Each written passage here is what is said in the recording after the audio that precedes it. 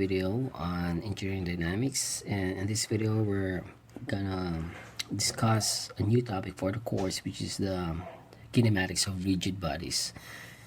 So in the previous topics that we had, we only considered the dynamics of point masses.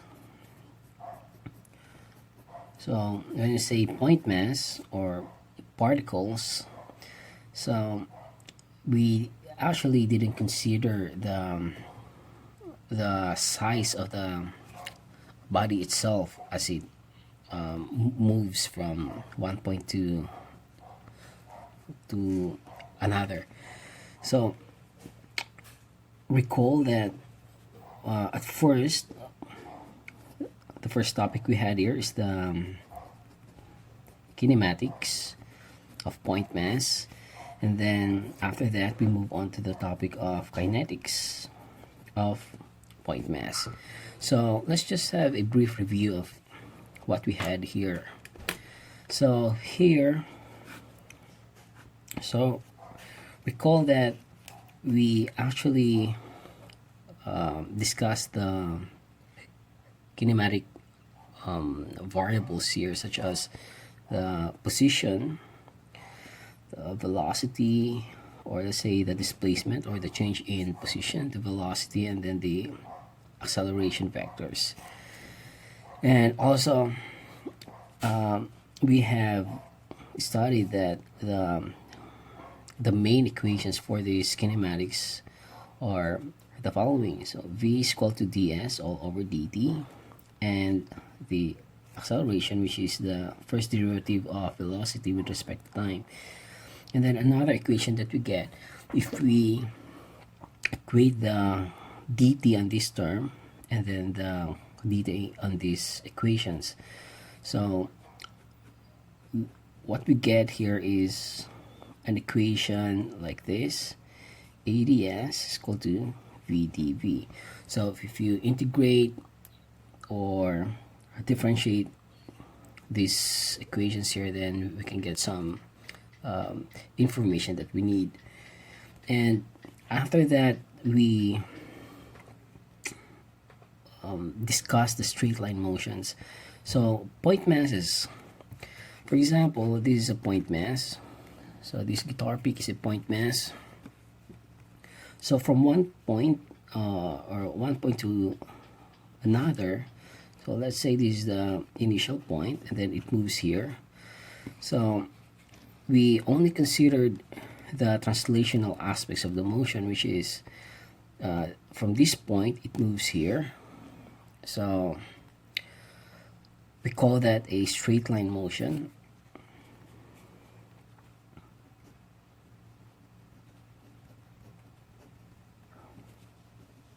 Or the term, sometimes it's referred to as the rectilinear motions. Rectilinear motions. Right, so another one is when our path of motion is a curve. Right, so let's say this is point 1 and then it moves here to point 2. So from point 1, right, so this is point 2, this object moves to point 2. Okay, and then we discussed that this curvilinear or two-dimensional motion, we discussed it in terms of 3 coordinate systems, which are the rectangular coordinates, and then the path coordinate systems, and then the polar. Okay, so for rectangular coordinate systems, so for example, this is our path or curved path, it's just the same, and then this is our object. Okay, so we discussed that if we use the rectangular coordinate systems, then what we get is a coordinate in terms of x and y. So we have an x component here and then a y component. Okay, so and then for this one, the path coordinates, the reference point is actually it's changing because it depends upon the curvature of the path. So it's the center of this I think center of this curvature radius, curvature circle. So here we had our notation in terms of the normal axis and then the tangential. So tangential, the one that's touching, just touching on one point of the curve. And then this one, the normal, is always pointing towards this center. So take note that for path coordinates, this reference point here is actually changing, so it depends upon the path.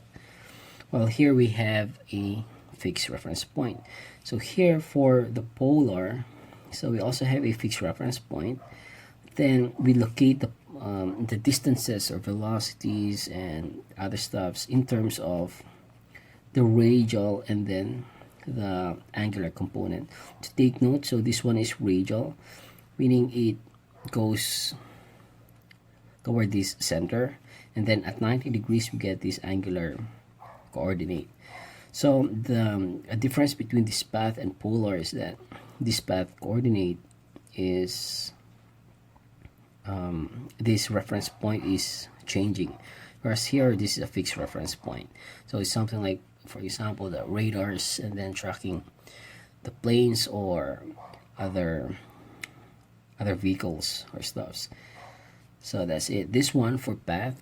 So if the path function is known, then for example, for the case of roller coasters, so the path is actually known, then we can use this coordinate system.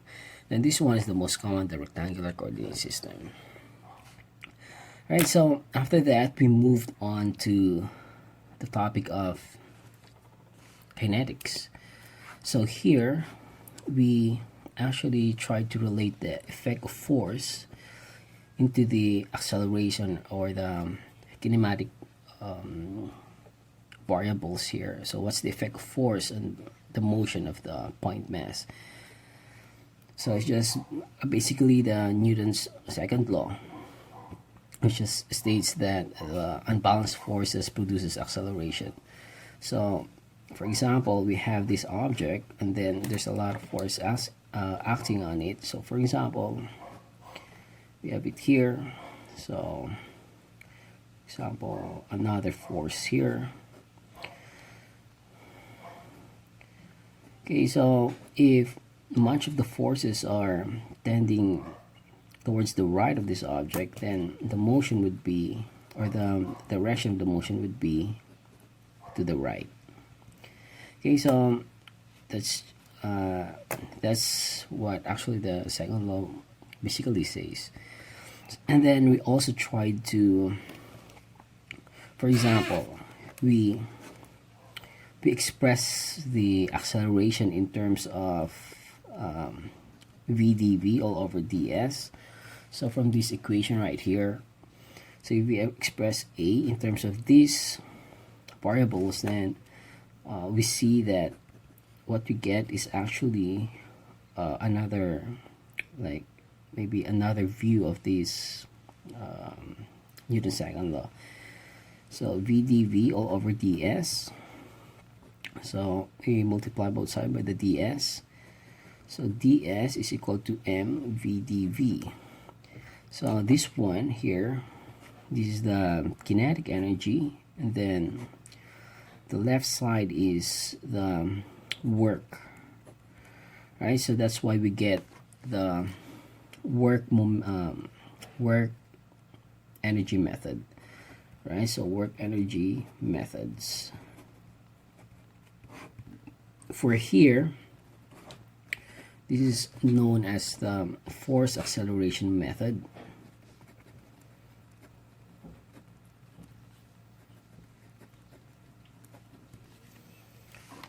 Right, and then another expression, if we let this a this acceleration in terms of dv all over dt.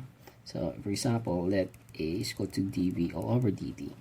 We can get an expression of f dt is equal to dmv, right, or mdv. So here the left hand side is what we call the impulse of the force, and then this one is the momentum. So this is called the impulse momentum methods. Alright, so let's try to box them out. So we discussed all those three things. So basically the main equation would be from this one, the force acceleration methods, but there are just some problems wherein it's much easier or much direct to solve using, for example, this method or this method. Alright, so that's the point mass topic that we had. So now we're gonna move on to the topic of rigid bodies.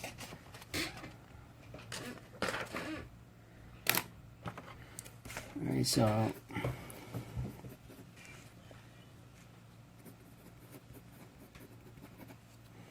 okay, so same here. So for rigid bodies, first we're gonna discuss the kinematics aspects. So when we say kinematics, it's just purely the motion itself without some reference to the force. Then if we take into account the effect force and the motion, then this is the concern of kinetics. Alright, so for kinematics, what's new here for the rigid body is we have to take into account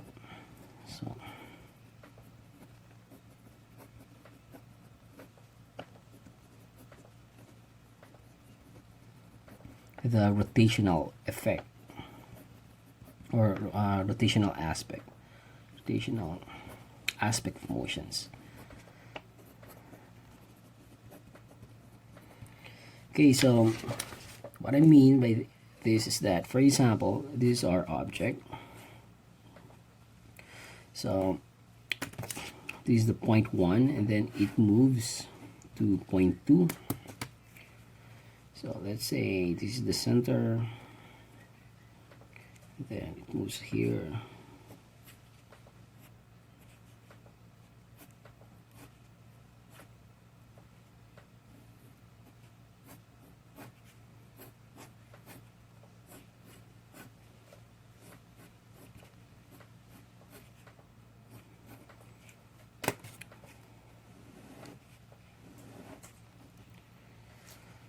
Right, so if you can see, it's actually translating and as well as rotating as it moves.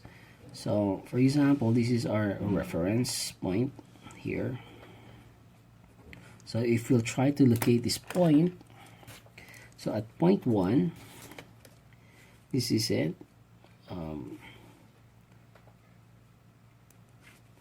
So here it's like this, but then at point 2, okay, so let's put some labels here. So this is 1, 2, and 3. So let's say at time 2 it moves into this position, but it also rotates. So the reference point earlier is here, so this is here, so now it moves as well. Right, and then till here, if we try to draw it here, so this is the reference point, and now this blue point that we have, it already moves in this direction. Right, so we have basically translation plus the rotation or angular displacement, or let's just say rotation.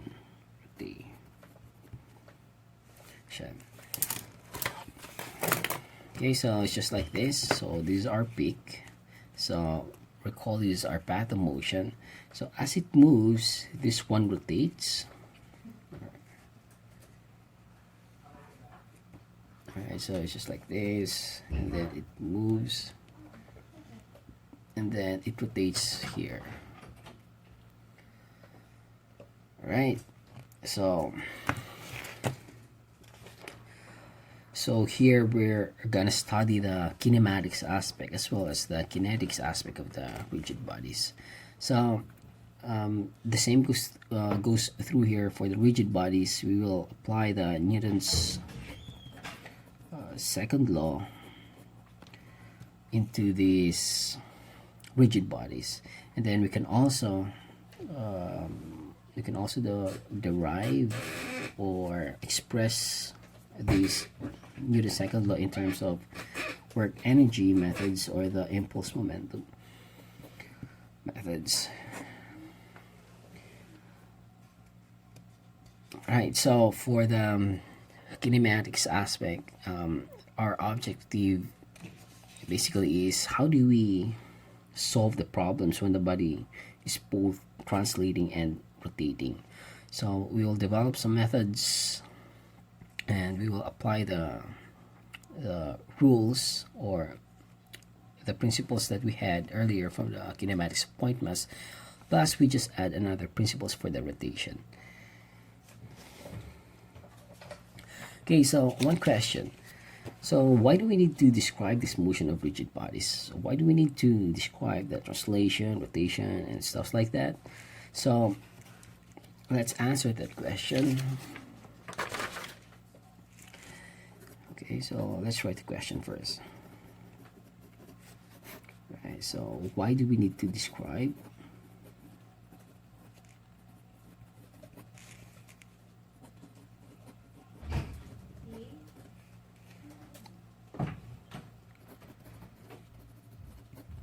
The motion of rigid bodies. Right, so number one, so the analysis of mechanisms of or machines or machine elements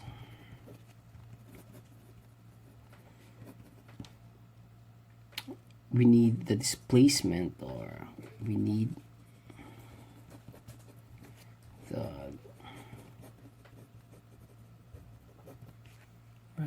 the displacement, velocity, and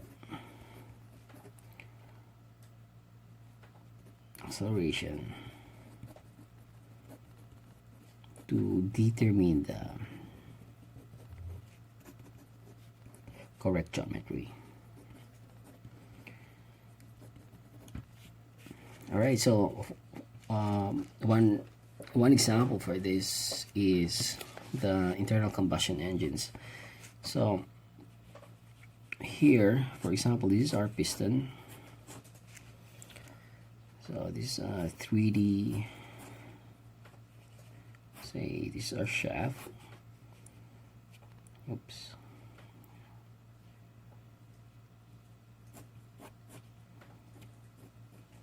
Alright, so let's just do that this way. So this piston here, so it's inside the combustion cylinder. So let's just label one. So piston, and then this is the piston rod, and then let's just say this is the crankshaft. Okay, so there's valves here. So we have an intake valves and then exhaust valves, as well as, for example, it's a gasoline engine, then we'll have a spark plug here. So because of the combustion of fuel, so fuel enters here, and then through some thermodynamic process, or they say the strokes, so the intake, compression, and then the power stroke, and exhaust. So here the mixture of the air and fuel, plus it's brought to its ignition temperature, then it causes there's a chemical reaction here, and it's actually a combustion process. So this combustion thing, it makes this piston go down. So the motion of the piston is downward and upward. So it's just the motion is just a translation. So downward, and then it gets back again, and then after some cycle it is pushed down again. So there's actually 4 of them here for the pistons, but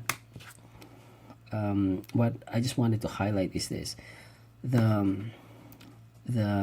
linear motion of this piston is being translated by the crankshaft into rotational motion. Right, so let's say rotational, and then this one is linear. Okay, so here on one side of this engine, it's actually connected to a, let's say, transmission, but here it's on another side, it's connected to a pulley, or let's say a chain, and then it's connected to this one, to driving this camshaft overhead. Alright, so this one is, let's say this is a belt and pulley.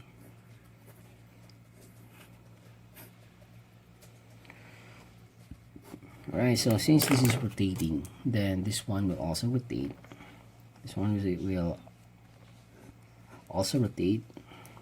And then this part here, we call this camshafts. So the camshafts, actually, they're responsible for opening and closing the valves. So it's basically, it looks like this. It's a shaft, but there's a cam profile here. And so it's a machine part over here.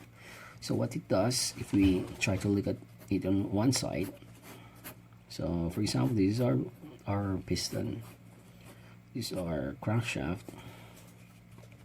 So the camshaft is here, and then so when this one rotates, it actually at some point it pushes this valve here, right? So it's not that they're both open, or so it depends actually upon the stroke or the process that it undergoes, if it's intake, compression, or power or exhaust. So the point here is this: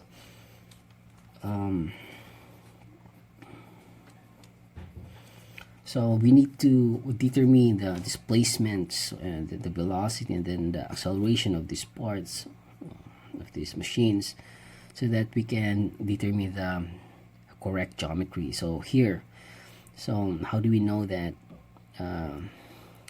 this should be the size or the design of the camshaft?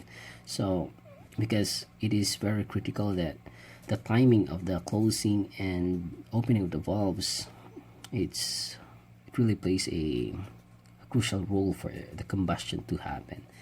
So if the closing or the opening of valve is late, then it's gonna affect the performance. So that's why we really need to study the displacement, the velocity, accelerations, and other stuffs, right? So it's like more of the kinematics aspect for this one. Okay, so another reason we need to also relate the force to the motion itself. All right, so at least we now have an intuition of what this rigid body dynamics is about, and the principle, the application for them. All right, so the next thing we'll discuss the rigid bodies. So when we say rigid body, what does it mean actually? So rigid body is just an idealization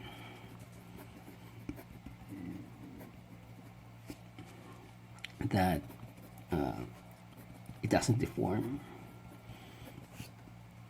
when the force is applied or when it undergoes motion.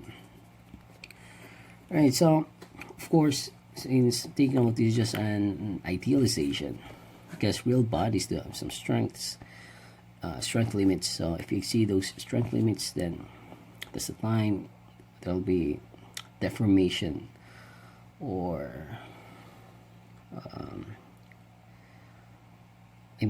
a more severe deformation. Maybe at some point you'll see a small deformation when you apply the loads, but if the forces that we're dealing is far from those is far from the strength limit, then we can use this idealization for our analysis. So that's just the concept of rigid body, but technically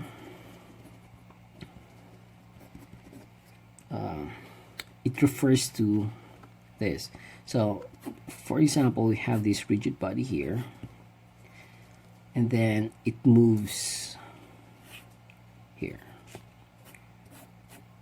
Okay, so let's make some grids here to locate the points or to see the points here.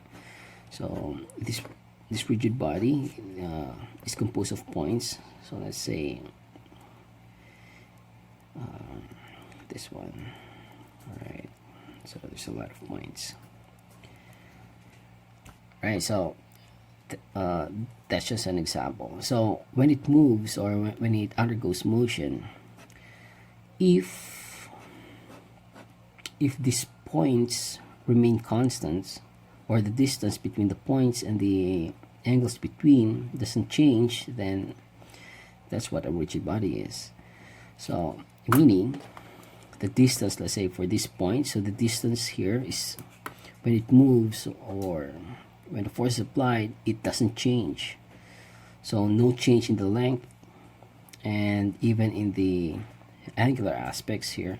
So that's what a rigid body is.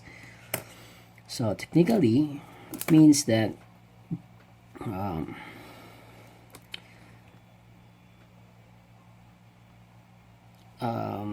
rigid body, technically a rigid body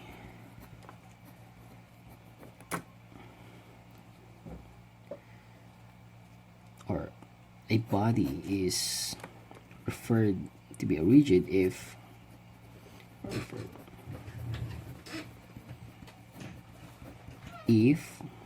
all right, the distance between points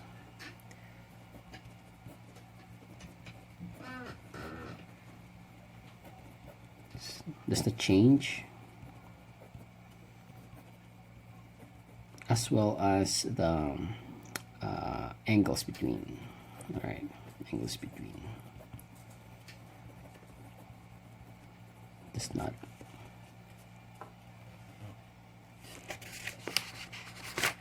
All right, does not change. All right, so this one works for translation. Now, what about rotation? So for rotation, so this is it, and then we'll try to locate the points here.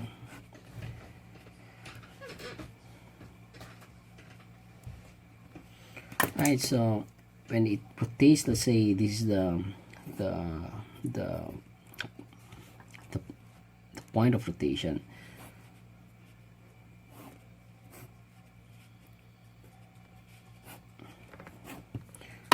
Right, so if this, let's use this one, the yellow, so here, so if the points between them does not change, then it's also considered a rigid body. Right, so let's get back to our peak design. So it's like this. So even if it moves from this point to this point, so right, the distance between these points, these dots here, doesn't change, or the angular positions doesn't change. So the same goes through here for rotation. So let's say these are pivot points. So if it rotates, then you see that the distances between the points are still the same. So that's what a rigid body is.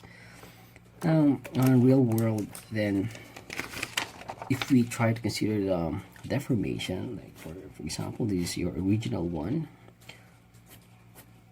and then when you try to apply some force here,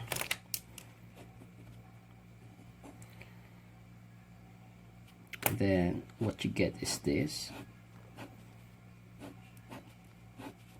right? So this is what we term as distortion, right? Another one is, for example, let's say expansion. For example, this is the original size, but then later on, because of some expanding force or expansion process, then this becomes larger. So that's not a rigid body, right? So these two, this distortion, and then this one is what we refer to as non-rigid bodies, right?